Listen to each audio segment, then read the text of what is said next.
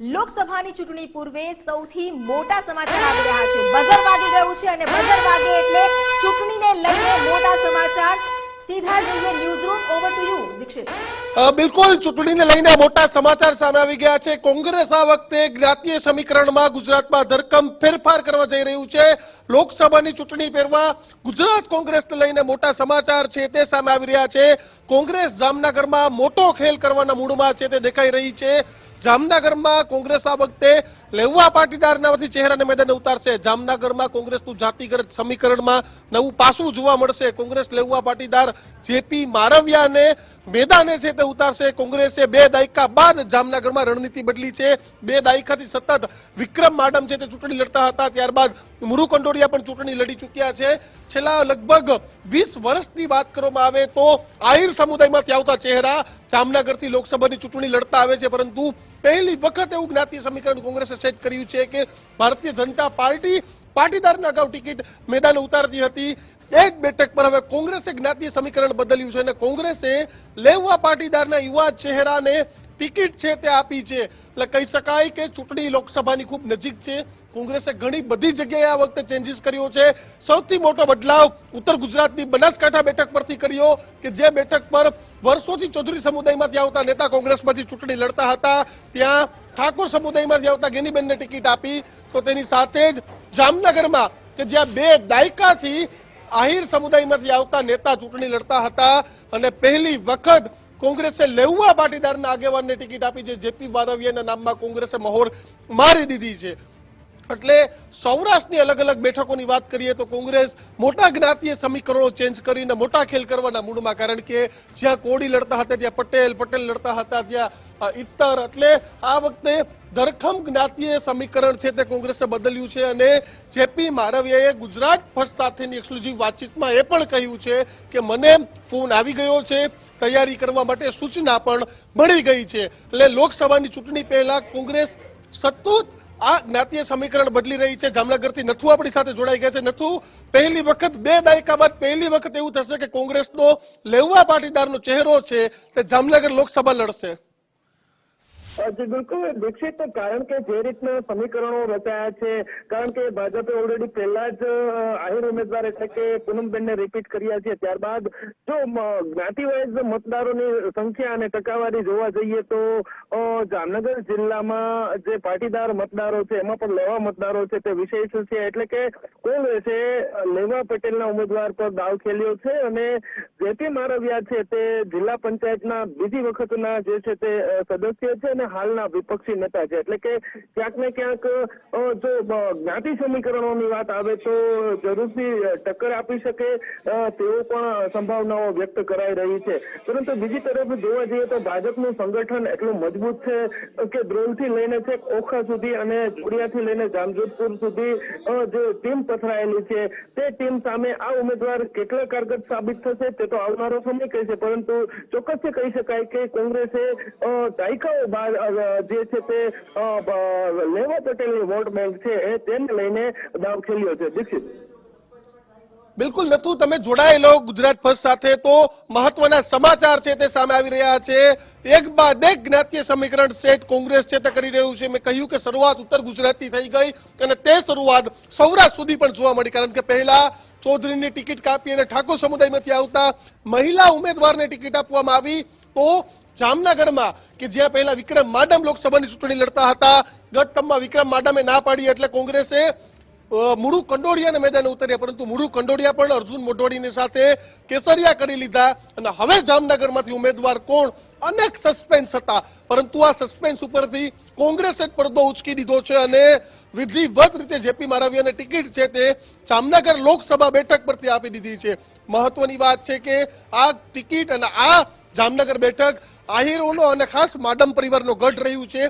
પહેલા 10 વર્ષ વિક્રમ માડમ અને ત્યારબાદ 2 ટર્મ પૂનમ માડમ, એટલે 2 દાયકાથી સતત માડમ પરિવારની આ સીટ છે તે બની ચૂકી છે। અને આ તમામની વચ્ચે કોંગ્રેસે લેઉવા પાટીદારના ચહેરાને મેદાન ઉતાર્યો છે. ખોડલધામ સહિતના જો ધાર્મિક અને સામાજિક સંગઠનોની પણ વાત કરીએ તો આ જામનગર, રાજકોટ, પોરબંદર સહિતના વિસ્તારમાં સક્રિય છે અને તે તમામની વચ્ચે જ લેઉવા પાટીદારને ટિકિટ આપી દેવી એટલે કે આ પ્રમાણે જેપી મારવિયા આપણી સાથે જોડાઈ ગયા છે, જામનગર લોકસભા કોંગ્રેસનો ઉમેદવાર. શું કહેશો મારવિયા સાહેબ? આયરોનો ગઢ, માડમ પરિવારની સીટ એટલે કોંગ્રેસે તમને મેદાને ઉતાર્યા છે, કેવી તૈયારી?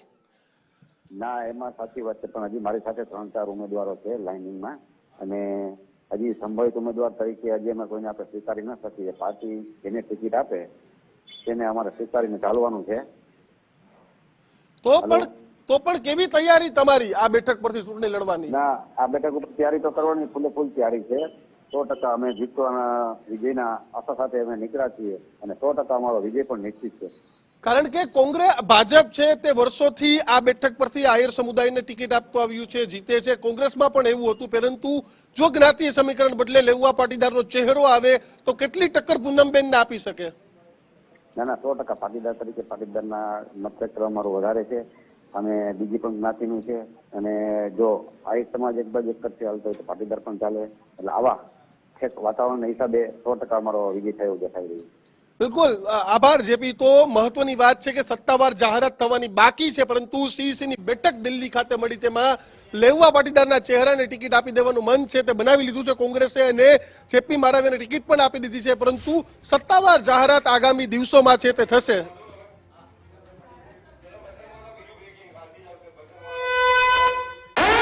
તો રાજકારણના મોટા સમાચાર છે તે સામે આવી રહ્યા છે.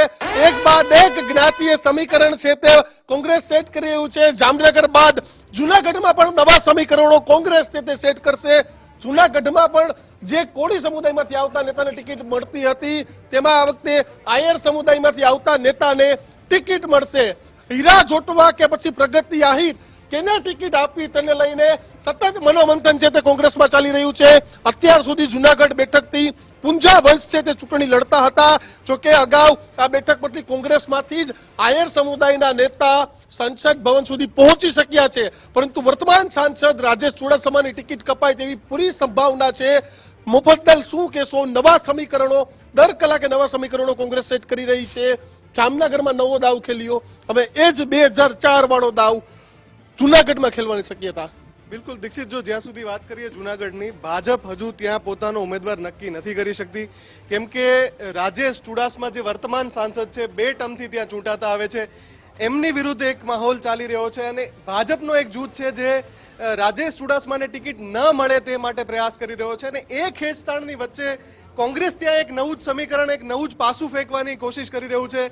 કોંગ્રેસનો પ્રયાસ એવો છે કે હંમેશા જેમ કોળી ઉમેદવાર ઉતારવામાં આવતા હતા, રાજેશ ચુડાસમાની સામે પુંજાભાઈ વંશને ઉતારવામાં આવતા હતા. પાછલી 2 ચૂંટણીમાં પુંજાભાઈ વંશ બંને ચૂંટણી હાર્યા હતા, પણ આ વખતે ત્યાં આહિર ચહેરાને ઉતારીને એક નવું જ જાતિગત સમીકરણ કોંગ્રેસ ખેલી શકે છે, એના પર દાવ ખેલી શકે છે અને 2 નામ અત્યારે સૌથી આગળ ચાલી રહ્યા છે. જુનાગઢ બેઠકથી કોંગ્રેસ અહીંયા હીરાભાઈ જોટવાને ઉતારી શકે છે.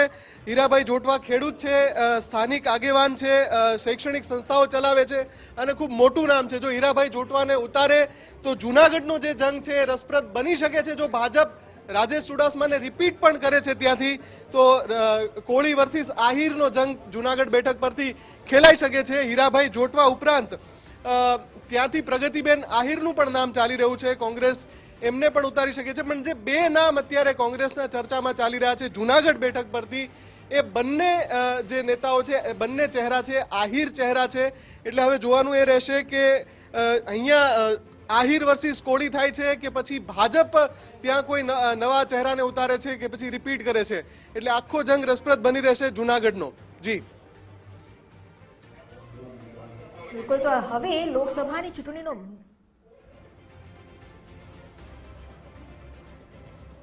આપણી સાથે ફોન લાઈન પર હીરાભાઈ જોટવા જોડાઈ ગયા છે. હીરાભાઈ, પાર્ટી આપને જુનાગઢથી ટિકિટ આપે તેવી સંભાવનાઓ છે, શું કહેશો? કેવી તૈયારી છે આપની? હા, સંભવિત ઉમેદવાર હું છું. પાર્ટી મને ટિકિટ આપશે તો હું 100% ચૂંટણી જીતી બતાવીશ. મારી તૈયારી ઘણા લાંબા સમયથી છે અને સારી રીતે તૈયારી કરેલી છે. હીરાભાઈ, પક્ષ તરફથી કોઈ ફોન આવ્યો છે કે તૈયારી કરવા લાગો એવો? ના, મને કોઈ ફોન નથી આવ્યો. સંભવિત ઉમેદવાર છું. હીરાભાઈ, જો ભાજપ અત્યારે જે વર્તમાન સાંસદ છે એમને જ ઉતારે તો તમારી કેવી તૈયારી છે? તમને શું લાગે છે, તમે ટક્કર આપી શકો એમ છો? હા, મારી તૈયારી અને લોકો જે સરકારથી પીડિત છે એમને લીધે ચાલુ એમપી હોય કે કોઈ પણ હોય તો પણ આ સીટ કોંગ્રેસ જીતે એવું મારું હીરાભાઈ, આ બેઠક પર કોળી સમુદાયમાંથી આવતા ચહેરા જીતતા આવ્યા છે. કોંગ્રેસે 2 વખત પૂંજાભાઈ વંશને પણ લડાવ્યા, રાજેશ ચુડાસમા પણ છે. તો આયર સમુદાય આ બેઠક પર કઈ રીતે બેઠક નીકાળી શકે અથવા તો કઈ રીતે ફાઇટ આપી શકે? સાહેબ, આપને ખ્યાલ જ હશે કે છેલ્લી વખત કોંગ્રેસ જીતી ત્યારે આહિર જ જીતા હતા, જસુભાઈ બારડ. અહીંયા દિનુભાઈ પણ જીતા હતા, કારડિયા રાજપૂત. અહીંયા ભાવનાબેન પટેલ પણ જીતા હતા અને 2 વખતથી કોળી સમાજમાંથી જીતે. અહીંયા કોળી પણ જીતી શકે, આહિર પણ જીતી શકે, કારડિયા રાજપૂત પણ જીતી શકે, પટેલ પણ જીતી શકે. કોઈ એક સમુદાયનો આ બેઠક નથી. જે તમામ સમાજ માન્ય ઉમેદવાર હોય એ જ જીતી શકે એમ છે. હીરાભાઈ, બીજી એક વાત એવી પણ છે કે પ્રગતિબેન આહિરને પણ આ બેઠક પરથી મેદાને ઉતારી શકે તો કેવી તૈયારી? એક સાથે એક મતથી ચૂંટણી લડાશે? હા, એ તો પાર્ટી નિર્ણય કરે કોને ટિકિટ આપવી, એ હું નિર્ણય ના કરી શકું. હીરાભાઈ, મારો છેલ્લો સવાલ કે તમે કરી કે જ્યારે જસાભાઈ બારડ આ બેઠક પરથી જીત્યા હતા ત્યારે જવાહર ચાવડા કોંગ્રેસની સાથે હતા, ભગા બારડ કોંગ્રેસની સાથે હતા, આખું જે આયર સમુદાય હતા તે કોંગ્રેસની સાથે હતા. આજે તમે જોવ તો ઉલટો ઘાટ થઈ ગયો છે. અમરીશ ડેર હોય, બારડ પરિવાર હોય, માડમ પરિવાર હોય, આ બધા ભારતીય જનતા પાર્ટીની સાથે છે. તો કઈ રીતે આયરો પણ તમારી સાથે રહેશે? આહિર એક જ નહીં, જેટલા પણ ગયા છે એ પોતે નેતા ગયા છે. પ્રજા તો અમારી જોડે આજે પણ અકબંધ છે. બિલકુલ. તો આભાર હીરાભાઈ અમારી સાથે જોડાવા બદલ. તો હીરા જોટવા હતા કે જે સંભવિત ઉમેદવાર છે જુનાગઢ લોકસભાના, તેનું કહેવું છે કે લોકો છે, નેતા છે તે ગયા છે પરંતુ જે કાર્યકર્તાઓ છે તે જોડે છે. મુફદ્દલ, શું લાગે છે 2004 વાળો દાવ કોંગ્રેસ 2024માં રમવા જઈ રહી છે? જામનગર હોય કે તો આમાં બાકીની બેઠકો હોય, શું લાગે છે કે પરિણામ 4 વાળું મળશે? બિલકુલ, મને એવું લાગે છે કે હજુ સુધી કોંગ્રેસ, આપણે જેમ પૂછ્યું હીરાભાઈને, એમણે કહ્યું કે મને ફોન નથી આવ્યો પક્ષ તરફથી. કોંગ્રેસ કદાચ રાહ જોઈ રહ્યું છે કે ભાજપ શું કરે છે, રાજેશભાઈને રિપીટ કરે છે ત્યાંથી કે પછી કોઈ આહિર ચહેરાને લાવે છે. એટલે ત્યાં સુધી કોંગ્રેસ પણ નક્કી નથી કરી રહ્યું. પણ જે સૂત્રો તરફથી માહિતી મળી રહી છે કે હીરાભાઈ જોટવાનું નામ જ જુનાગઢ બેઠક પર સૌથી આગળ ચાલી રહ્યું છે અને હીરાભાઈ જોટવાને પણ લડાવી શકાય છે. અને એ સિવાય જો એક સ્ત્રી ચહેરો ત્યાંથી ઉતારવો છે તો કોંગ્રેસ પાસે પ્રગતિબેન આહિરનું પણ નામ છે. વધુ એક સમાચાર આપણી પાસે આવી રહ્યા છે. તો રાજકોટ લોકસભા બેઠક પર પણ કોંગ્રેસ મોટો દાવ રમવાની તૈયારીમાં છે. રાજકોટ લોકસભા બેઠક પર પણ ઇતિહાસનું પુનરાવર્તન થઈ શકે છે. ઇતિહાસનું પુનરાવર્તન એ રીતે કે એક સમયે અમરેલી બેઠક પર જે 2 દિગ્ગજો આમને સામને થયા હતા એ જ 2 દિગ્ગજો હવે રાજકોટ બેઠક પરથી આમને સામને થઈ શકે છે. અને કોંગ્રેસ રાજકોટમાં પરસોત્તમ રૂપાલાની સામે પરેશ ધાનાણીને મેદાને ઉતારી શકે છે. એ જ પરેશ ધાનાણી કે જેમને જાયન્ટ કિલરનું બિરુદ મળ્યું હતું અને જાયન્ટ કિલર એટલે કહેવાયા હતા કે એમણે પરસોત્તમ રૂપાલાને અમરેલી બેઠકથી હરાવ્યા હતા. જ્યારે કોંગ્રેસે પરેશ ધાનાણીને ટિકિટ આપી હતી ત્યારે એ વખતે એવું નવો ચહેરો હતો અને કોઈને લાગતું નહોતું કે જે ભાજપના દિગ્ગજ નેતા છે પરસોત્તમ રૂપાલા, એમની સામે ફાઇટ આપી શકશે. એવા પરેશ ધાનાણીએ પરસોત્તમ રૂપાલાને અમરેલી બેઠક પરથી હરાવીને જાયન્ટ કિલરનું બિરુદ મેળવ્યું હતું, ઇતિહાસ રચ્યો હતો. એ જ પરેશ ધાનાણીને હવે કદાચ ફરી એકવાર પાર્ટી ઉતારી શકે છે. પણ આ વખતે બેઠક બદલાઈ શકે છે. અમરેલીને બદલે રાજકોટથી પરેશ ધાનાણી મેદાને ઉતરી શકે છે. અને જો પરેશ ધાનાણી આવે છે તો એક ઐતિહાસિક જંગ હશે, કેમ કે આ બેઠક પરથી આ 2 દિગ્ગજ ચહેરાઓ પહેલી વાર ઉતરી રહ્યા છે. દીક્ષિત, કેવડી મોટી ટક્કર બને જો પરેશ ધાનાણી પર કોંગ્રેસ દાવ ખેલે છે? બિલકુલ, કાલ સાંજથી જ મુફદ્દલ આ સમીકરણ સેટ થઈ રહ્યું છે કે પરેશ ધાનાણીને કોંગ્રેસ પરસોત્તમ રૂપાલા એટલે કે જે પુનરાવર્તન ભૂતકાળમાં થયું હતું, મારા ખ્યાલથી 2002માં સિનારીઓ હતો અમરેલીમાં કે 2002માં પરસોત્તમ રૂપાલા કે ભાજપના ફાયર બ્રાન્ડ નેતા, દિગ્ગજ નેતા કહેવાતા હતા અને 27 વર્ષનો છોકરા અને વિધાનસભાની ટિકિટ મળે છે. NSUIમાંથી આવે છે. યુથ કોંગ્રેસનું રાજકારણ થોડું ઘણું છે અને પરેશ ધાનાણી જાયન્ટ કિલર સાબિત થાય છે રૂપાલા સાહેબ માટે. ત્યારબાદ તેઓ ચૂંટણી નથી લડતા, રાજ્યસભામાંથી પહોંચે છે, સમાચારોથી આપણે અવગત છે. પરંતુ આ વખતે ભારતીય જનતા પાર્ટીએ રૂપાલા સાહેબને રાજકોટની બદલે માફ કરશો અમરેલીની બદલે રાજકોટ બેઠક પરથી ચૂંટણી લડાવવાનો નિર્ણય કર્યો, પરંતુ કોંગ્રેસ પણ એ જ દાવના ઉણવા છે, કારણ કે રાજકોટ બેઠક છે પરંપરાગત ભારતીય જનતા પાર્ટીની શહેરી વિસ્તારની સીટ માનવામાં આવે છે. આ સીટ કઈ રીતે જીતવી કઈ રીતે ન જીતવી તેના અલગ અલગ સમીકરણો છે તે સેટ થઈ રહ્યા છે, પરંતુ કોંગ્રેસે એક પથ્થર ફેંક્યો છે અને અત્યારે માહોલ ઉભો કર્યો છે કે પરેશ ધાનાણીને લડાવાય તો શું. પ્રતાપ દુધાત આપણી સાથે જોડાઈ ગયા છે. પ્રતાપભાઈ, પરેશભાઈને પણ તમે અમરેલી લડવા મોકલો, અમરેલીથી રાજકોટ લડવા મોકલો તેવા સમાચાર છે. સમાચાર કેટલા સાચા કેટલા ખોટા, કારણ કે સતત ગઈકાલ સાંજથી આ વાત આવી રહી છે. પ્રદેશ કોંગ્રેસની અંદર અને દિલ્હીની કાળમાં પરસોત્તમ હારનો સામનો કરવો પડ્યો હતો અને લેવા પટેલ કડવા પટેલના સમીકરણો ઉભા થાય એવી વાતાવરણ પણ ઉભું થયું છે. અને રાજકોટ લોકોની માંગ આ વાતની પ્રદેશ કોંગ્રેસ માર્ગ ઉભી થઈ છે, વાતમાં તથ્ય હતું. પ્રતાપભાઈ, શું લાગે છે આપને, જો પરેશ ધાનાણીને ટિકિટ અપાય છે તો ત્યાં કેવો માહોલ સર્જાશે અને પ્રચારની કમાન કોણ સંભાળશે ત્યાં? પરેશભાઈ ધાનાણી એક ગુજરાતનો પરિચિત ચહેરો છે. પ્રસારની કમાન પોતે સંભાળી શકે એવી ક્ષમતા છે, સંગઠનનો એને અનુભવ છે અને ઘણી બધી ઇલેક્શનો લડ્યા છે. ત્યારે ઇલેક્શન ચહેરા ઉપર ત્યાં લડાય એવું મારું માનવું છે. પ્રતાપભાઈ, જો પરેશભાઈ રાજકોટથી ચૂંટણી લડે છે અને ત્યાં પ્રચારની કમાન સંભાળશે તો અમરેલીમાં પણ એક શૂન્યાવકાશ સર્જાવાનો, કેમ કે પછી અમરેલી બેઠક પરથી કોંગ્રેસના જે ઉમેદવાર ઉતરે એમના માટે પ્રચાર કોણ કરશે? એમના માટે પ્રતાપ દુધાત પ્રચાર કરશે, વિજયભાઈ ડુમર પ્રચાર કરશે, પરેશભાઈથી નાનો ભાઈ શરદ ધાનાણી પ્રચાર કરશે અને હજારો કાર્યકર્તાઓ રાહ જોઈને કોંગ્રેસ જેવી ટિકિટ ડિક્લેર કરશે. એટલે સામે અત્યારથી અમારી કામગીરી ચાલુ. પ્રતાપભાઈ, આપ કેટલા અંશે સહમત છો કે પરેશ ધાનાણી માટે રાજકોટ બેઠકનું જે સિલેક્શન છે એ યોગ્ય છે? જી પ્રતાપભાઈ, આપ કેટલા અંશે સહમત છો કે પરેશભાઈ માટે રાજકોટ બેઠક જો નક્કી કરે છે કોંગ્રેસ તો એ બહુ યોગ્ય પગલું છે? અને દિલ્હી કોંગ્રેસ જે પણ નક્કી કરશે એને માન્ય રાખીને આગળ વધવામાં આવશે. કોંગ્રેસ પાર્ટી પ્રતાપભાઈ, પરેશભાઈને અમરેલીથી લડાવવા જોઈએ કે રાજકોટથી લડાવવા જોઈએ? તમારું શું માનવું છે? કઈ બેઠક પરેશભાઈ માટે સારી, અમરેલી કે રાજકોટ? વીરજીભાઈને કોઈ પણ જગ્યાએ પ્રતાપભાઈ, તમારો અવાજ કટ થઈ રહ્યો છે. પરેશભાઈને પાર્ટી જ્યાં પણ આદેશ આપે ત્યાં એને લડવું જોઈએ એવું મારું કહેવું છે. બિલકુલ, આભાર પ્રતાપભાઈ. તો જ્યાં પણ આદેશ આપે ત્યાં લડવું જોઈએ, પરંતુ 3 બેઠકોની ગુજરાત ફર્સ્ટ સાથે આજે આપણે વાત થઈ. પહેલી બેઠક જામનગરની કે ત્યાં આયરને ટિકિટ કાપી અને કોંગ્રેસ લેવા પાટીદારના ચહેરાને ટિકિટ આપવાના મૂડમાં છે.